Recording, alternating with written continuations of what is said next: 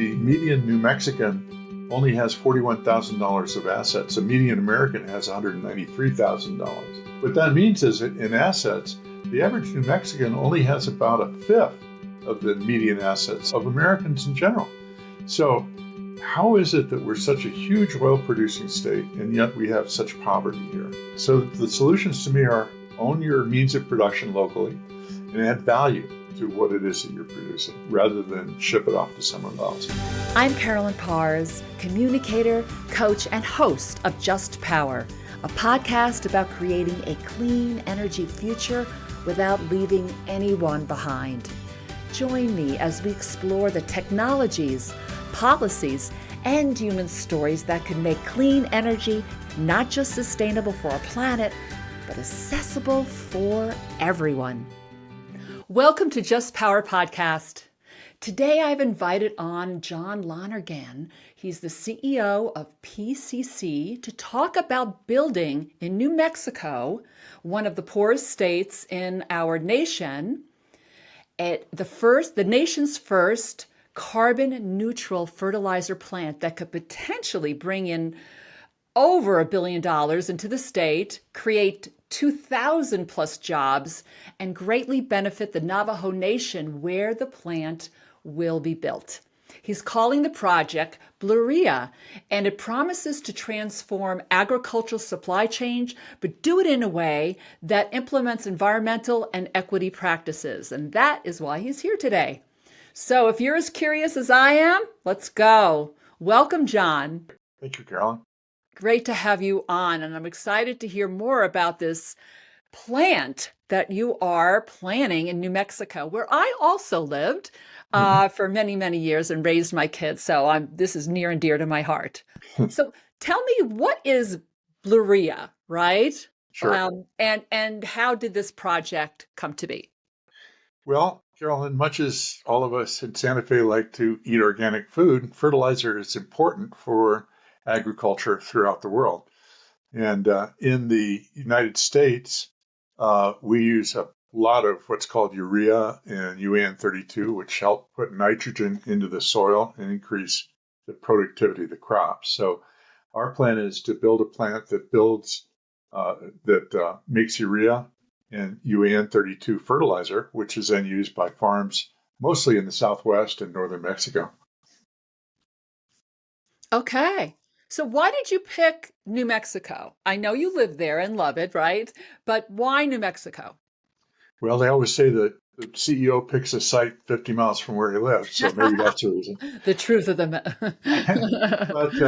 I don't know if many people outside of New Mexico know this, Carolyn, but New Mexico has grown from number 6 in oil output to number 2 in the last 7 years. And we're also producing a lot of natural gas as well. And the main ingredient in making fertilizer is natural gas. So one of the benefits of being here in New Mexico is to take advantage of natural gas, which is probably amongst the least expensive in the world, even compared to the Middle East. Really? In New Mexico, right? Okay. So let's talk about the environmental aspects of what you're doing. Agriculture, as you know, right, is a significant contributor to greenhouse gases, right, and Sure. some emissions. Your plant will be the first of its kind to produce carbon neutral fertilizer, right? How are you doing that? That's right. And the fertilizer industry, our industry, puts out about 8 million tons per year of CO2 into the atmosphere. So obviously, it would be good if we could produce something that doesn't put any CO2 into the atmosphere. And that helps the farmers in their goals of reducing their overall carbon footprint.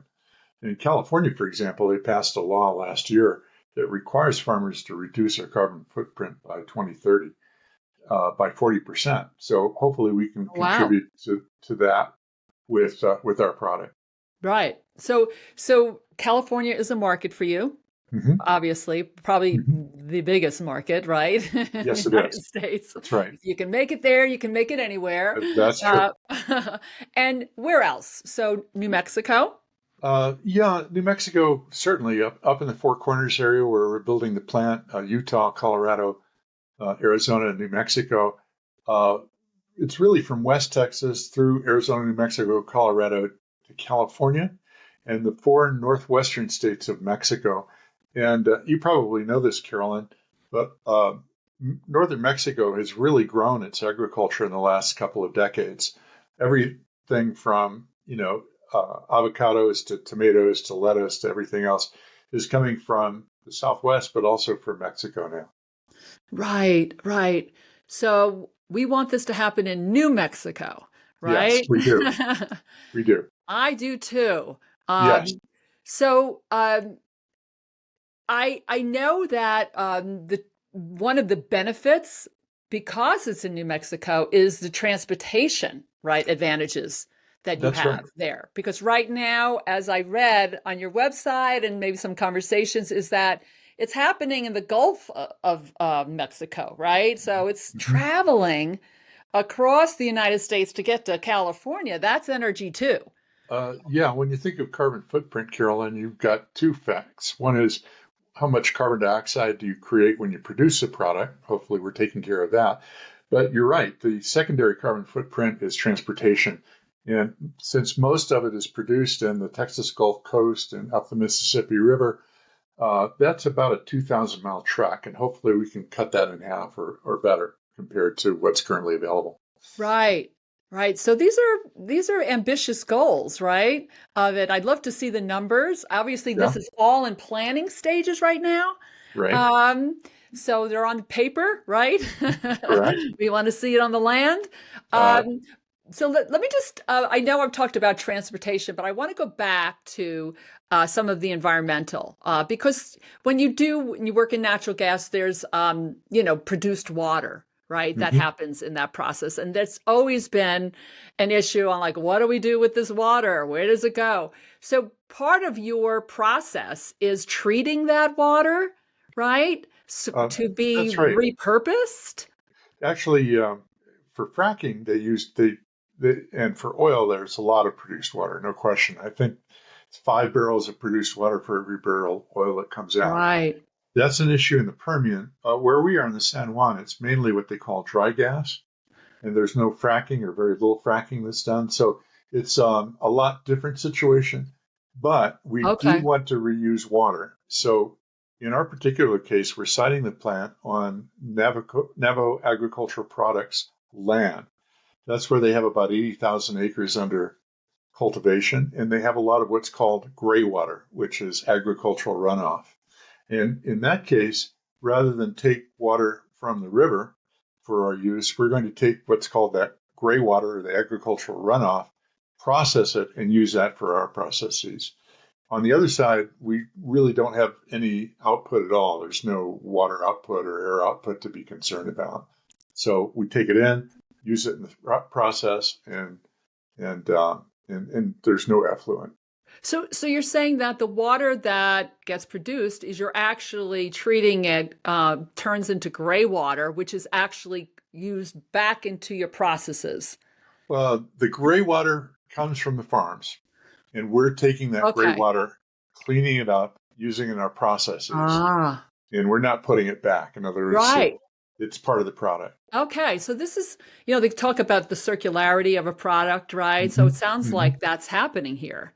Very Am I much right? so. I mean, it's more than about just burying carbon, or it's also about, how to use water, hopefully if you can use wastewater. It's also about the heat and the carbon dioxide that we produce. The part that we don't sequester, as it turns out, the Navajo agricultural products industry is also building greenhouses. They need heat and they need carbon dioxide in order to increase their production year round. So we're in a position not only to treat their gray water, but also to help them with some of the other elements that they need for farming. Yeah. Okay. So that brings me to being on Navajo, right? On Navajo Sure, land, right? sure.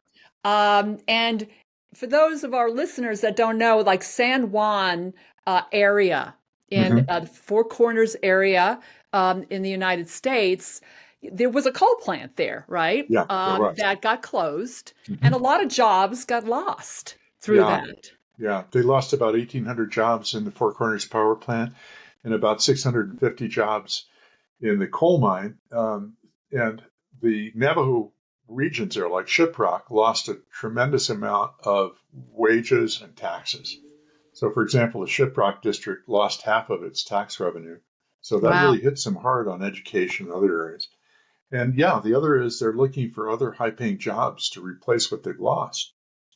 Yeah. So in my introduction, I talked about 2,000 plus jobs Hmm. to build this for the development of this plant. And then there's maintenance, obviously, after that. Hmm. Unlike, like, let's just say solar, Yeah, where, you build your solar array and then you need one guy on a computer, right?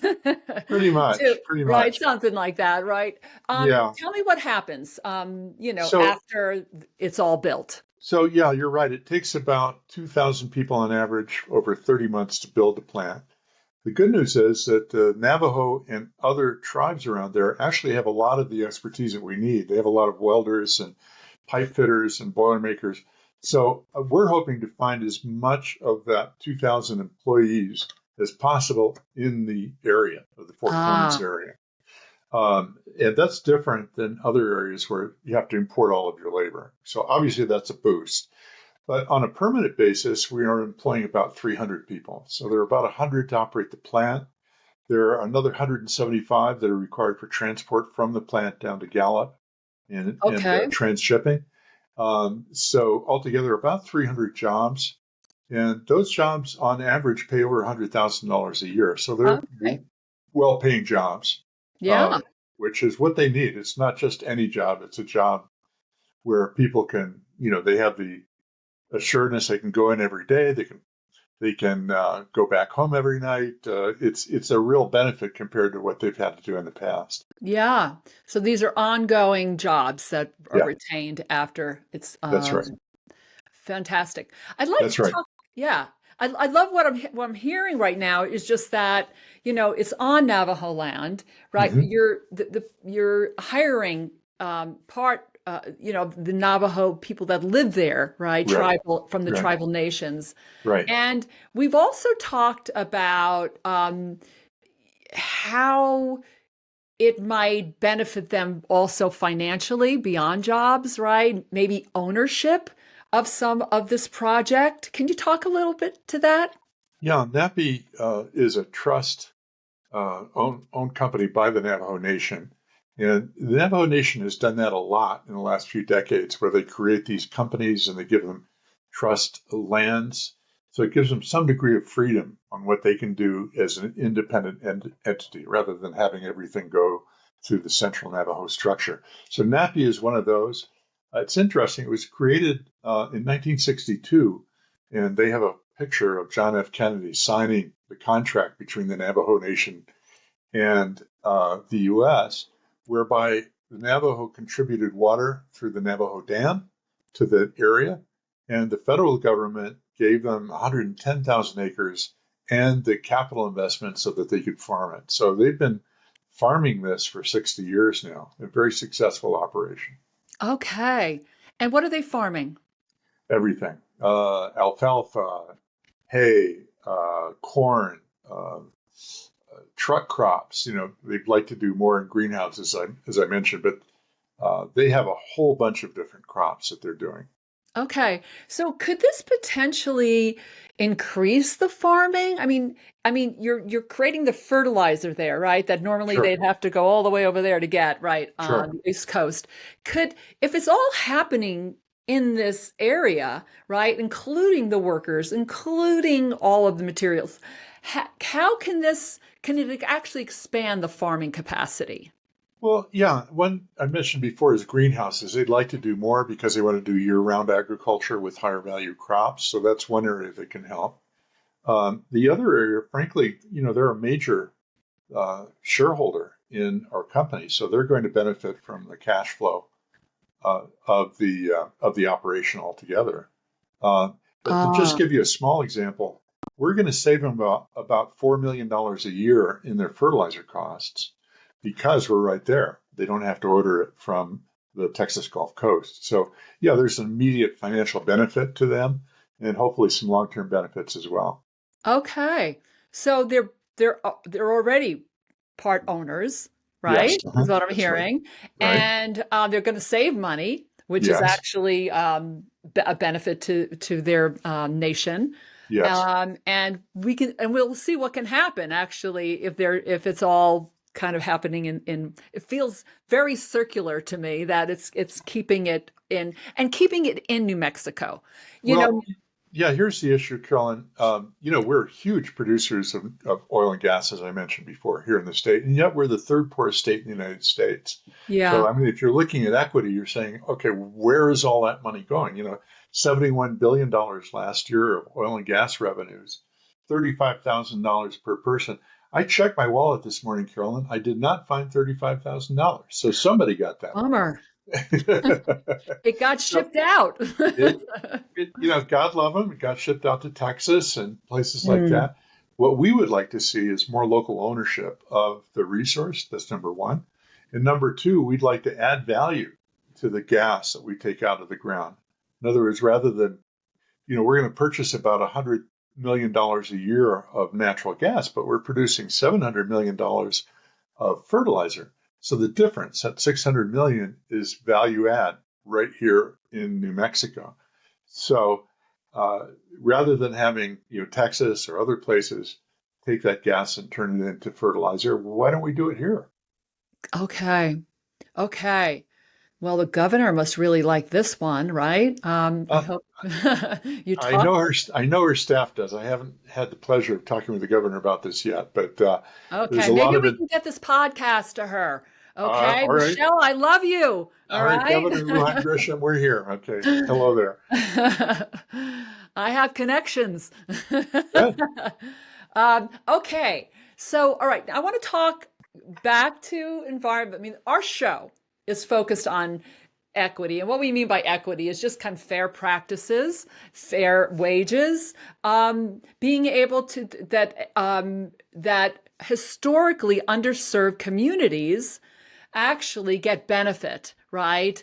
In whether it's energy, and we're talking agriculture today. Yeah, So, tip in the past, a lot of the tribal nations, right, have had long-standing environmental justice challenges, right? We sure. read about it in the newspaper all the time.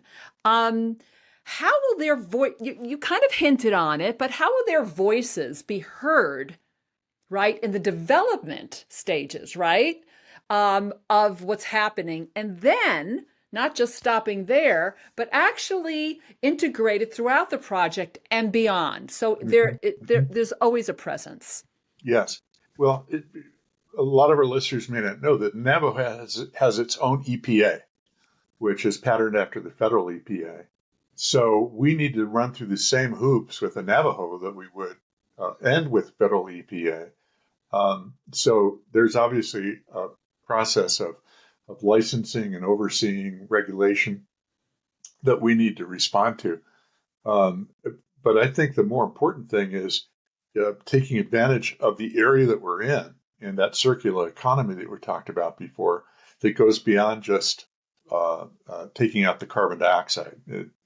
Some of the other environmental benefits that we can do as well. And being sited where we are, we can be an advantage to the community that we wouldn't be if we were based in Texas or some other place. That's right. So decision-making processes, right? I'm gonna Hmm. just and I'm gonna cite something that's different. It's energy. We had the folks on from LA Hmm. 100, right? Hmm. And the mayor wanted 100% renewable energy, right, by 2030, and they hired NREL, the National Renewable Energy Lab, to help them with that. But one of the big pieces of this is not just to go decarbonize, but it's also to make sure that all of their communities and the people in their communities get a say, right, in the process. So I think there were like over 200 community groups that they've not only interviewed and did listening circles with, but they had representatives throughout the whole process and Hmm. beyond. Hmm. Okay, and it's one of those case studies that we love talking about because they did it in a way that so everyone got to weigh in. It wasn't Hmm. just a small group that Hmm. normally does it. how we call that meaningful engagement, right? Those are the Sure. words actually that are used. Have you thought about that for this project? I know that once there's ownership, I would think that there would be would be meaningful engagement. But Yeah. how are you working with the nation in that? Well, as we step forward in our planning and then building the plant, it's going to be important that we do a lot more outreach than we have up to now. What I'm learning about the Navajo, though, Carolyn, is that they're a pretty representative democracy. I mean, they've got a legislature, they've got a resource development committee, they've got a president, they've got very similar to the representative kind of groups here. They also have their own NGOs, that kind of put their oar in the water. So very similar to kind of the federal process that we see. But I think for us, as individuals and as a company, we're going to have to do a better job of outreach as we go through the planning and the building phase. Absolutely. Okay. Okay. All right. Put that on the to-do list for sure. I want to see It's that. I'm going there. to follow up with you on this, I John. know you will. Okay. All right. Okay. What's the timeline? What are we looking at? It's going to take about 18 months to do what we call pre-feed and feed. Feed is front-end engineering design. So basically, that's the planning phase. And then once we complete that, we're raising $1.8 billion through an investment bank. I'm hoping it's going to be through traditional institutional sources, but we're also hoping to reach out to the Navajo Nation, which has a big $9 billion investment fund, to the Southern Utes, which have a $4 billion investment fund, to the Hickory Apaches, and to local investors. I'd like the investor group and the 1.8 billion to be as local as possible. We don't need it, but I think as a New Mexican, I'd like to see that happen. If they own most of the project, then they get most of the benefits from it. And that's the So, reason for, right? To absolutely. Believe me, there are plenty of insurance companies out east that would be happy to invest. So that's not an issue for us. Yeah. But but at any rate, it takes after we raise the 1.8 billion, then it takes about 30 months to build it. That's where the 2,000 people come in to build it. And then sometime in 2029, we should open the plant and start production. Okay. 2029. All right. So we got 4 years, right? Or a Four and little a less. half, something Or and like a that. half. Oh, okay. Yeah. To do this. Are you thinking of any other places other than New Mexico? Right? Is it something you want to imagine could happen elsewhere, or are you just starting with New Mexico? I would be happy, frankly, once we're underway, I'd be happy if somebody else came along and built another plant. See, the issue, Carolyn, is that 99% of the fertilizer production is east of the Rockies, but 30% of the use of fertilizer is west of the Rockies. So there's a mismatch there. The west of the Rockies for fertilizer and for diesel exhaust fluid, the market is about 10 million tons per year. We're only going Wow. to supply 18% of that. So literally, someone could open a plant next door to us or in a nearby state and supply another 18% of the market because right now the demand on the Southwest is being met by imports and from the Texas Gulf Coast. So we think there's plenty of opportunity for more than just us. Got it. It's surprising to me, as you're saying all this, why it hasn't happened sooner. Well, I think that's always a question you get. Why, if this is such a great idea, why didn't somebody else do it? I think you can blame the history on this. 30 years ago, when they were building fertilizer plants on the Gulf Coast, that's where the natural gas was. The real revolution that's taken place in the last 10 years is the huge explosion of natural gas output here in New Mexico. In last December, the New Mexico portion of the Permian put out 3 million barrels a day of oil. The whole Permian, 6.3 million barrels. That's half the total U.S. production Wow. of oil. And that's been a revolution in the last 10 years. But along with that oil has come a huge amount of natural gas. So the Permian and the San Juan now produce 2.5 times more natural gas per day than the Texas Gulf Coast. But the production has not caught up. So we're just taking advantage of that imbalance in production that has moved westward. to fill a need where there aren't any fertilizer plants to supply people locally. Okay. Okay. Wow. Timing is everything, right? I guess. So the fertilizer that you're making, could be used for organic farming or no? Is this different kind of farming? It all depends. Listen, I don't know a lot about organic, except that's what I usually buy at the store.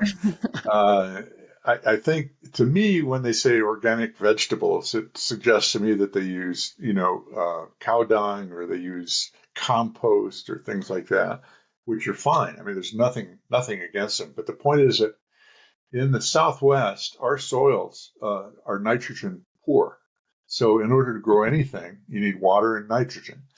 And But water, right? Water is scarce at times in the Southwest. it is certainly for agriculture as well. But if you have water and you have nitrogen, you can grow things. So we've seen Okay. tremendous growth in California and northern Mexico because they've had enough water and they've had the fertilizer to do it. If they didn't have the fertilizer, we wouldn't have the growth that we do. Now, other parts of the world, like China, for example, use 5 times as much fertilizer as we do per acre in the United States. Hmm. Northern Mexico use 2 times as much fertilizer as we do in the U.S. Part of it is they just have poor quality soil. But if you want to feed Mexicans with local production, they need fertilizer. Right now, Mexico imports 60% of its corn from the United States. And corn is a basic part of their diet there. And the reason is that they don't have the fertile soil in order to grow their own corn. Got it. All right. So, wow, this is the potential there as well. Right. Um, why this project for you? Um, Listen, I moved here full time 8 years ago. I was a venture capitalist in Silicon Valley before that. And there are two imbalances that I saw here. Number one, we're as poor as we are. We're the third poorest state in the United States. You see poverty outside of the bubble of Santa Fe. You see poverty all over the state. And the other is that we're poor in assets. What that means is that the median New Mexican only has $41,000 of assets. A median American has $193,000. I'm a numbers guy, so I know these numbers. What that means is that in assets, the average New Mexican only has about a fifth of the median assets of Americans in general. So how is it that we're such a huge oil producing state and yet we have such poverty here? And so the solutions to me are own your means of production locally and add value to what it is that you're producing rather than ship it off to someone else. Otherwise, you're just a third world country. You're like Equatorial Guinea. Sure, Mhm. we make 10% of the 71 billion goes to the state, but it doesn't really do much to help the wealth of the local New Mexicans. So I love that, right? I mean, it's all about there's a Hmm. huge local benefit here, I right? think so. Yeah. There's also being able to, there's environmental justice. I mean, just working with the tribes, right? Yes. And Yes. benefiting that because there's been Hmm. so many inequities there. Hmm. The way you're doing it, it's being as environmental as possible. And then probably as you get going, you can even find more ways, right? Probably. Yeah. Yeah. Yeah. Um, and Probably. I mean, we would like to educate locals. We'd like to bring them up with technical skills to support San Juan Community College. Yes, you're right. There are a number of things that we can do. I'm hoping, I think where the really big bang for it, beyond what our project is doing, is I would like to create something that's successful, that it then serves as an example to other companies that come in mm, and make similar investments for similar reasons. And so I hope that there's a multiplier effect there. We'll just have to see. I love that. I love that. You have to document it, right? Right? You got Yes, to get on video like we're doing right now. This is the pre-stage. yes, very much so. Maybe you can show this to your friends and family after. I remember when Uh, we started. Um, so well, I, nobody ever got fired from their job for putting a fertilizer plant in Texas because it's obvious, right? But this is what's called Greenfield Project. And a lot of investors say, well, we'll wait and see. Nobody's ever done this in New Mexico before. Who knows if it's going to work or not? Hopefully, and people need to see it before they go to their top management or their investors and make an investment decision like this. So hopefully we're kind of out there, and if we can make it succeed, that others will follow. Yeah.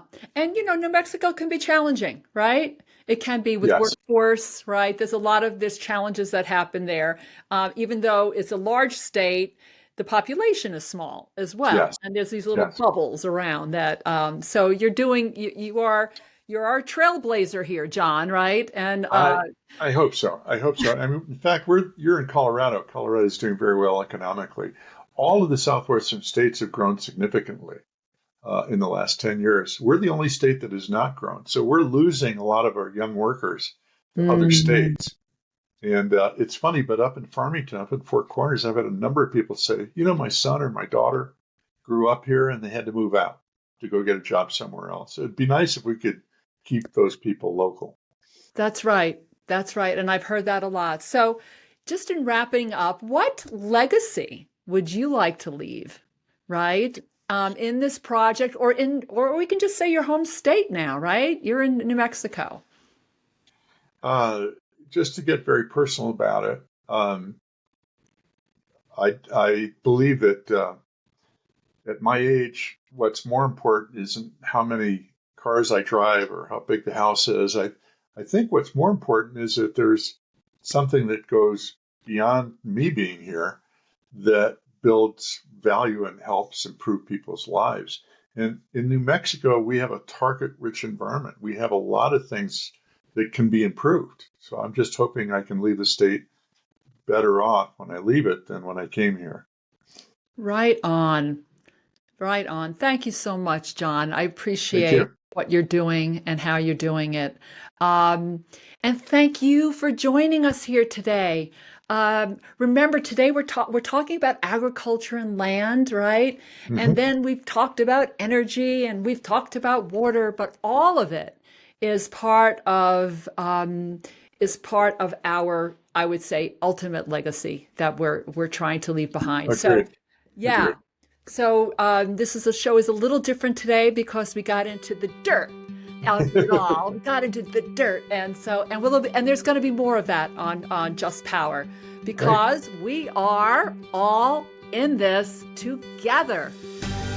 Thank you for joining us. If you enjoyed this episode, make sure you subscribe to Just Power wherever you get your podcasts. And if you really loved it, leave us a review and tell everyone you know about our podcast.